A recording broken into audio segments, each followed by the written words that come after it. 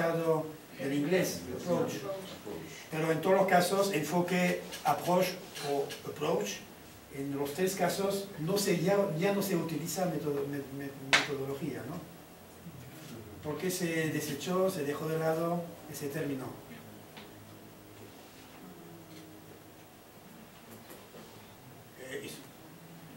Intuición, ¿no?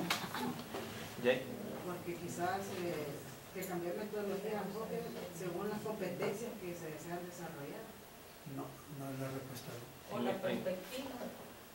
¿En qué sentido? Como usted lo mencionaba, del aparatito, o sea, depende del enfoque, o sea, desde la dimensión donde usted lo está enfocando. No, porque el enfoque comunicativo quiso ser también una metodología global. Y se formó a los profesores en ese momento a ese enfoque y más nada. Tuvo la misma pretensión que las metodologías anteriores de cubrir la totalidad de las respuestas posibles, de las mejores respuestas a todas las respuestas que empezaban por cómo. Metodología constituida. Porque eso, quizás el enfoque trata más con las necesidades del estudiante en sí, la metodología más con lo externo, pero habéis visto desde un punto de vista externo, de afuera para adentro, y lo otro es como el alumno como centro de todas sus necesidades, y el enfoque ve eso, la necesidad. Sí, pero ahí utilizas una descripción del enfoque comunicativo que tenía como una de sus características la focalización sobre el alumno. Pero esto no aparece en el título, porque enfoque comunicativo es comunicación, o sea, es el objetivo comunicativo que se impone a los alumnos, quieranlo o no. O sea, en el concepto de enfoque comunicativo es el enfoque del profesor y la comunicación es el objetivo institucional. La focalización sobre el alumno no está presente en la operación de este enfoque o de esta metodología, ¿no? La respuesta es, en todo caso, para approach en inglés y approach en francés, ya no se utilizó metodología porque ese término ya venía muy mal connotado, venía connotado como coherencia cerrada. Y el enfoque comunicativo se quiso una coherencia abierta. Objeto epistemológicamente curioso, un enfoque abierto, ¿no? Pero efectivamente en la historia del enfoque comunicativo, el enfoque comunicativo fue como lo absorbó todo. Al principio el enfoque comunicativo, la gramática era una gramática nocio-funcional. La gramática nocio-funcional tiene afinidades con el behaviorismo. Tal situación de comunicación, tal acto de habla, tales nociones. Y se hacía trabajar a los alumnos a partir de situaciones de comunicación muy rituales, ¿no? Estás en la recepción, ¡pum! Buenos días, señor. El behaviorismo, ¿no? Pero después se introdujo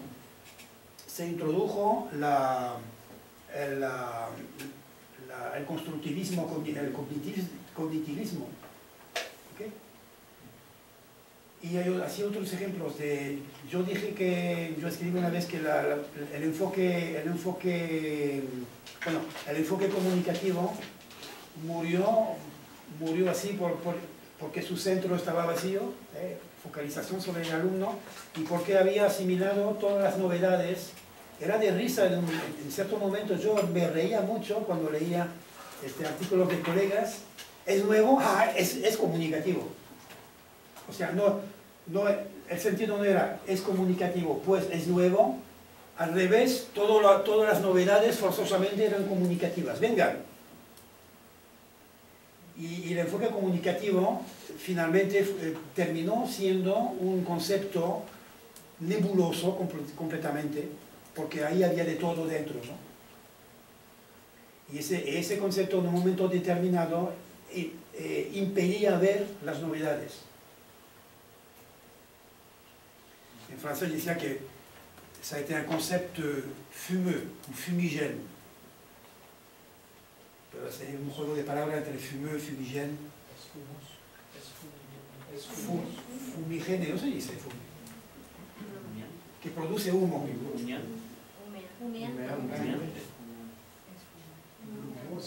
Brumoso, nebuloso. No muy claro, o sea. No muy claro, pero con la idea de que puede ser voluntario además. La diferencia que se hace en Francia entre fumeur que no tiene ahí voluntad particular, y fumigène que se hace a propósito, ¿no? Se produce humo voluntariamente, ¿no? Bueno, entonces, pues se abandonó el término de metodología precisamente porque ya no eran creíbles las coherencias fuertes, ¿no? Los dogmas. Y el término de approach y enfoque, ¿no? Parecían más abiertos, ¿no? Más flexibles, ¿no? Como una especie de coherencia abierta, noción de coherencia abierta. Hasta ahora la coherencia se pensaba como cerrada, coherencia cerrada, ¿no? Y se pasó a la noción de coherencia abierta. Yo podría ser para el examen final, ¿qué pienso yo? ¿Qué concepción epistemológica tengo de la coherencia? Son coherencias múltiples. Los métodos, las piezas del Lego, de los que hablaba antes, ¿no?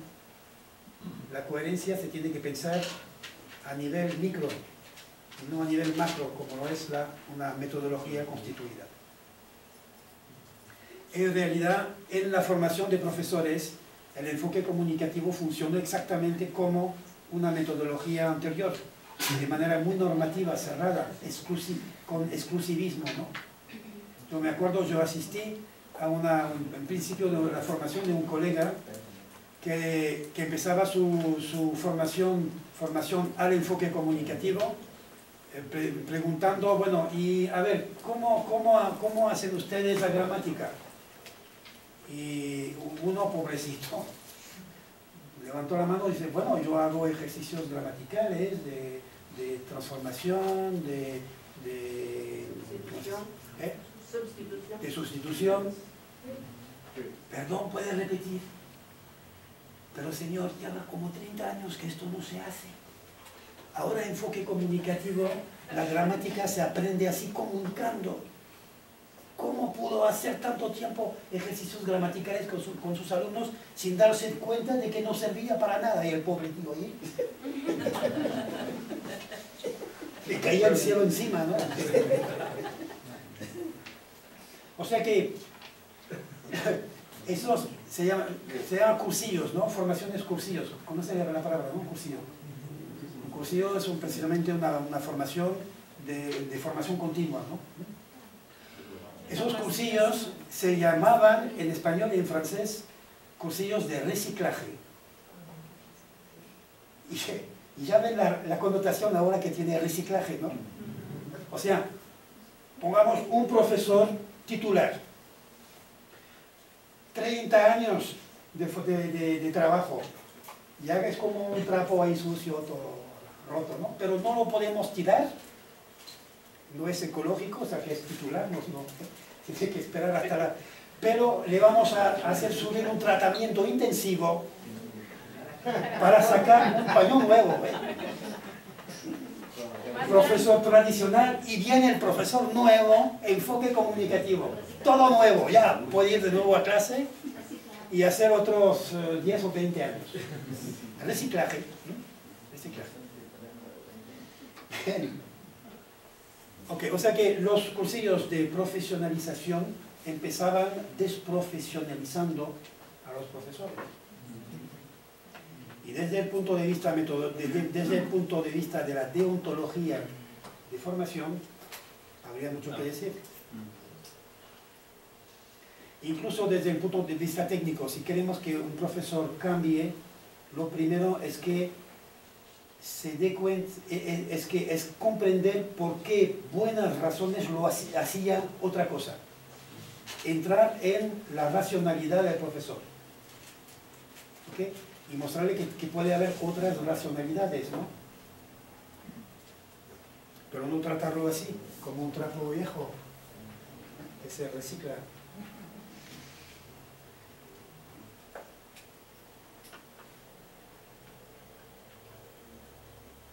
Bien, iba a hacer esto aquí, pero no. Sí, en las pantallas, en las otras pantallas es posible.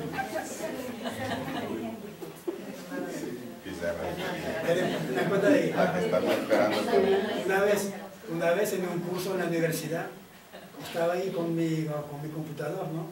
Y estaba explicando cosas, y los estudiantes ya empezaba a ver que me estaban mirando así, con una sonrisita así. Me dejaron como un cuarto de hora hablar y de pronto me doy cuenta de que no había nada en la pantalla. Estaba hablando así para ellos completamente en el vacío. Puedes ver aquí arriba a la izquierda. Y me dejaron hacer el tonto así de cuarto de hora. Bien. La metodología directa. Estos son ejemplos de metodologías constituidas, ¿no?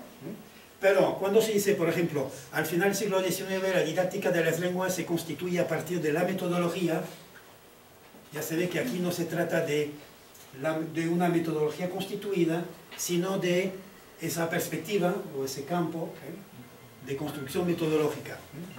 Los profesores principiantes se interesan sobre todo por los problemas metodológicos. A propósito de las tres perspectivas, yo creo que como es el concepto filosófico, no es filosófico sino biológico, del individuo que repite la evolución de la raza.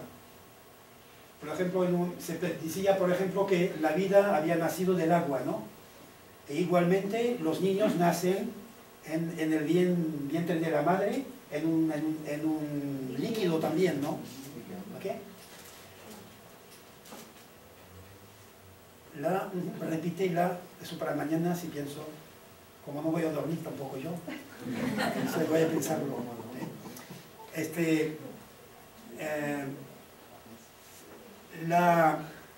Me parece que la evolución personal de un profesor desde principiante hasta el final de su carrera repite la evolución de la didáctica. O sea que los principiantes, los profesores principiantes, la angustia que tienen es ¿cómo lo hago? ¿Cómo lo hago? Están focalizados sobre el problema de la metodología, ¿cómo lo hago? Después, la segunda fase me parece que es ¿qué tengo que hacer? Después del cómo es el ¿qué hago? ¿Qué estoy haciendo, no? Y terminan la carrera preguntándose ¿por qué? Y esta es la perspectiva didáctológica. No lo digo así, no así. De modo que la idea que yo tengo también es que una formación debe repetir lo mismo. Existen por lo menos dos ejemplos de disciplinas cuyo sistema cuyo realmente, en las que la progresión de la formación repite la evolución histórica. Por ejemplo, la filosofía es historia de la filosofía, en la tradición continental, no anglosajona, porque ellos tienen una tradición de la filosofía analítica, que es un poquito diferente, ¿no? Muy empírica.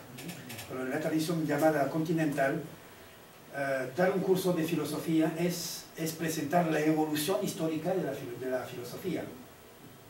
Igualmente en derecho, los cursos de derecho son cursos de historia del derecho, fundamentalmente. Es el curso mayor, que estructura todo el resto. ¿Okay? O sea, se considera que la mejor progresión de formación para un individuo es repetir la evolución de la disciplina, evolución histórica de la disciplina. Y yo es lo que propongo también, o sea que yo creo que la mejor formación didáctica tiene que empezar por la metodología, por cuestiones muy concretas, ¿no? por observación de clases, análisis de manuales, cursillos de práctica de clase. Y a partir de esto, los propios cursillistas, los propios futuros profesores van a poder conceptualizar, identificar los problemas, conceptuarlos como problemáticas. Pero no empezar por cursos así, filosofía de la educación. Hay universidades pedagógicas que empezamos por los fundamentos. Pues los fundamentos de la filosofía de la educación.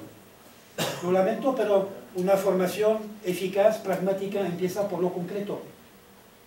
Porque solamente si se empieza por lo concreto, los alumnos pueden seguir al profesor cuando conceptualiza, cuando va hacia la abstracción. O si no es así, no captan los alumnos, ¿no? Pues una formación didáctica es como una casa que se construye por el techo. Y los fundamentos al final.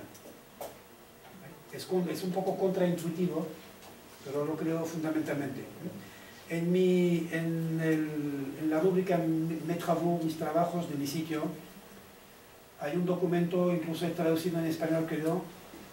Yo estuve hace algunos años en el CELE, Centro de Estudios de Lenguas Extranjeras de la UNAM, Universidad Nacional Autónoma de México, e hice allí un seminario de formación, no de formación, sino un seminario de reconfiguración, reelaboración completa del currículo de formación de profesores que ellos tenían. Y fue un seminario de 100 horas. 100 horas. Y lo que les propuse yo, y eso fue lo que adoptaron, es empezar por cosas concretas, empezar por la metodología.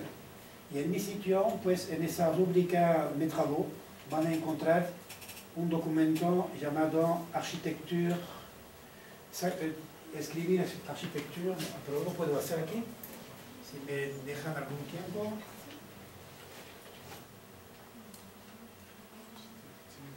Pues aquí estoy precisamente en la rúbrica Mes travaux, ¿no? Pues aquí voy a escribir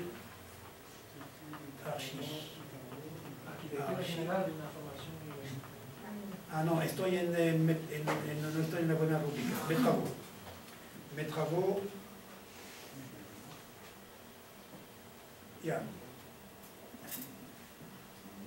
Architecture générale d'une formation universitaire à la didactique des langues.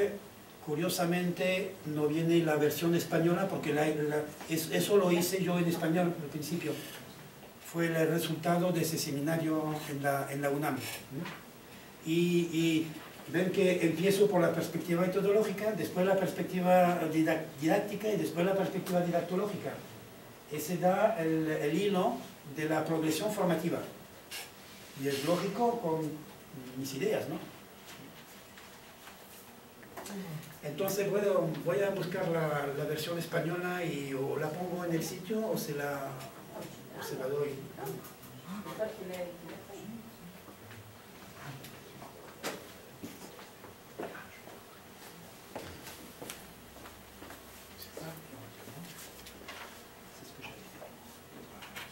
¿Sí? ¿Sí? Ouais, oui. C'est mon document. Didáctica dialectológica. También está contando que él utilizó la versión española para hacer el plan de estudios. para hacer el plan de estudios. Entonces, se lo puedo enviar.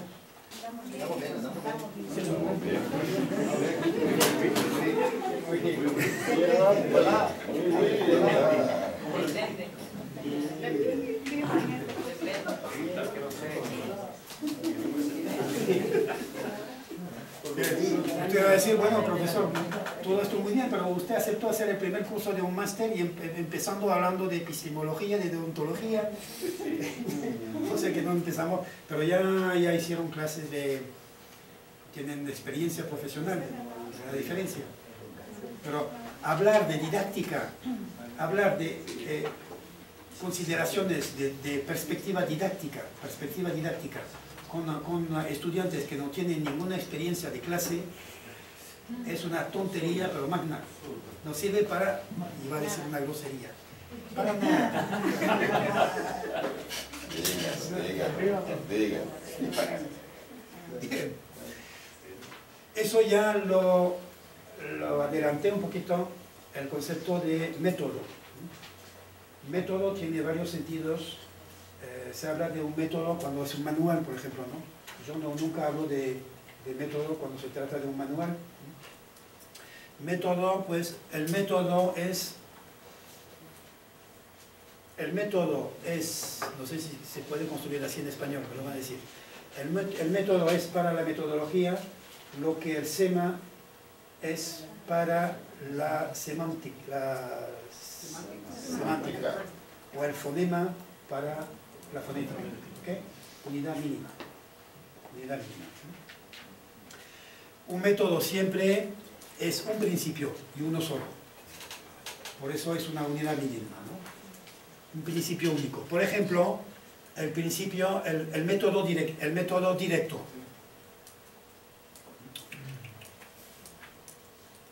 Es esto, es falso, tachar esto, poner método. ¿Qué método es? No lo hice a propósito, pero bueno, buen examen, ¿no? Buen ejercicio. No se trata del método directo, sino del método activo. Método activo. ¿Qué es el método activo? Es un principio, Si ustedes no comparten esta idea, no utilizan el método activo. Claro.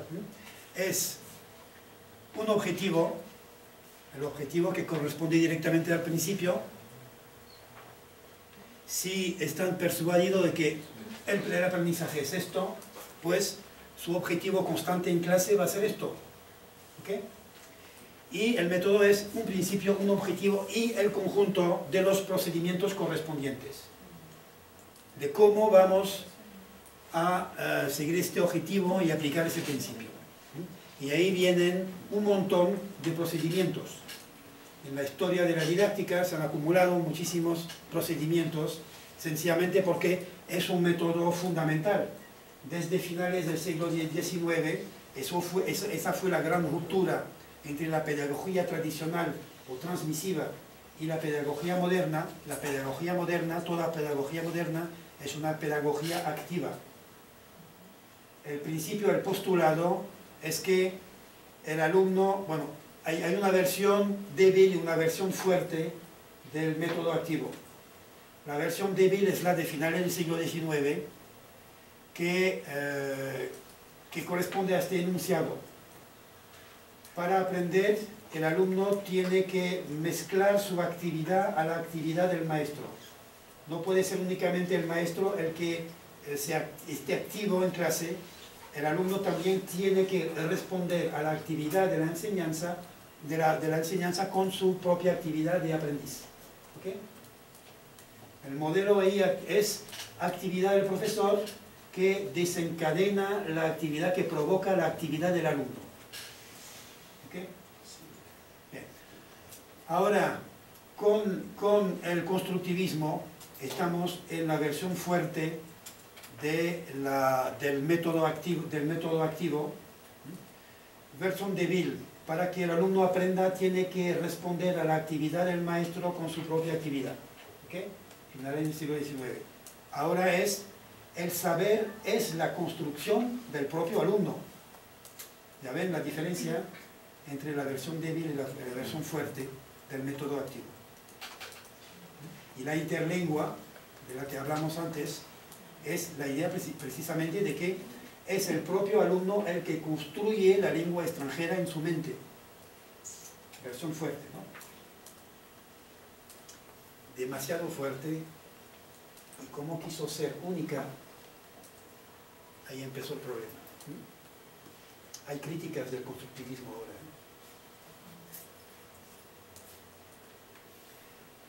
Y con razón, porque no puede haber una sola teoría única. Bien, entonces, ya comprendieron lo del método. El método es ese ladrillo del juego del Lego, ¿no? El más pequeño ladrillo, ¿no? Con el que se va a construir después las secuencias metodológicas, articulando, combinando métodos con otros. el documento siguiente precisamente presenta, si no me equivoco, esto ya no tiene razón de ser aquí, vamos a... Bueno, aquí.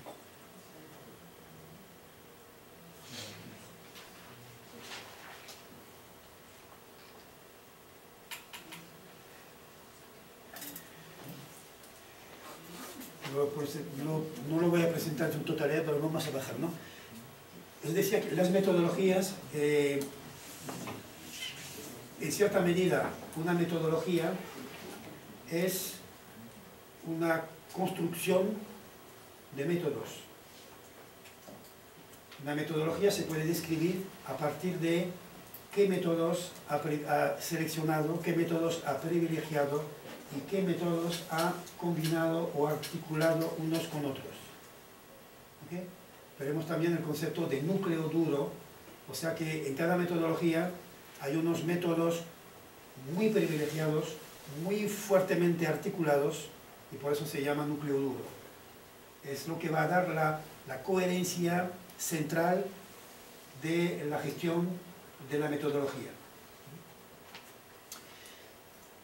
Esto lo hice sencillamente, un trabajo de didáctico es desconstruir todas las metodologías sucesivas.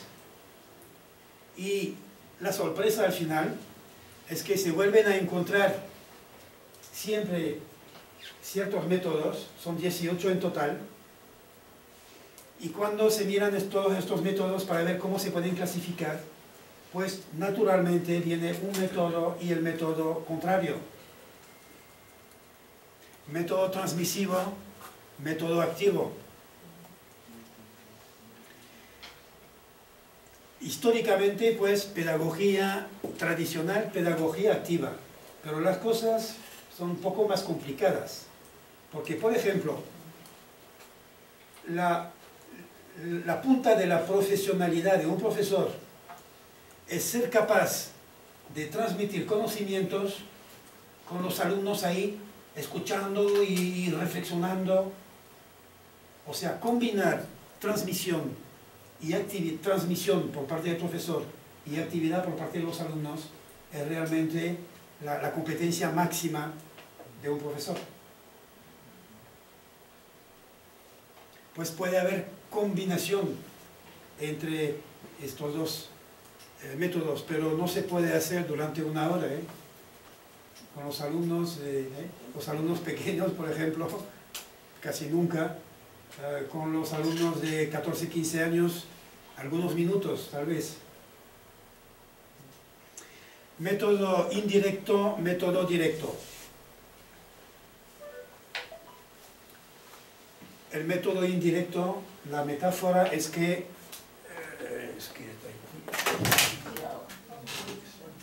cuidado. Y espero que la lámpara no se haya... Porque las lámparas son muy frágiles cuando funcionan. No, pero ese tiene ventilador, no me preocupo. Bueno, haz tu... Ese se va enfriando automáticamente. Sí, pero no así de pronto. No, sí. Yo ya rompí una, por eso le digo. Bueno, vamos a ver ahí. Fue una experiencia traumática para la lámpara y para mí también. Porque El segundo es entonces. Una lámpara de esa cuesta una barbaridad, cuesta a veces más que el material. Bueno, ¿de qué estaba hablando yo? ¿Qué estábamos haciendo? Método indirecto, método directo e indirecto. Sí. ¿A qué corresponde el concepto de directo e indirecto? Pues L1, L2. O L fuente, L meta. Gracias. Pues el método directo es el método que hace trabajar al alumno directamente en la lengua extranjera, ¿no? Directamente. Habla directamente en la lengua extranjera y está en contacto directamente con input en lengua extranjera. ¿Okay? El método indirecto es que no es directo precisamente, que va a pasar por el intermediario de la lengua 1 del alumno. En este sentido, L1 hacia L2 va a ser la traducción directa.